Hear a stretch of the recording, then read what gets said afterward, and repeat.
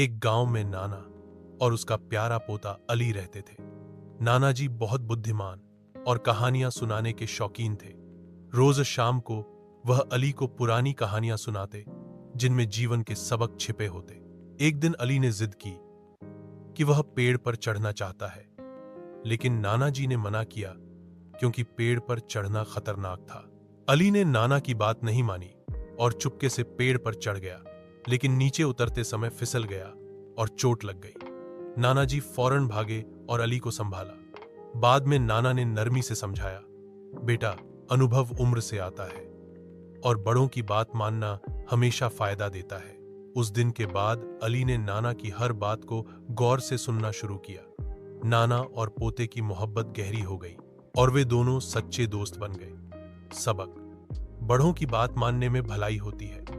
Ask chat GPT.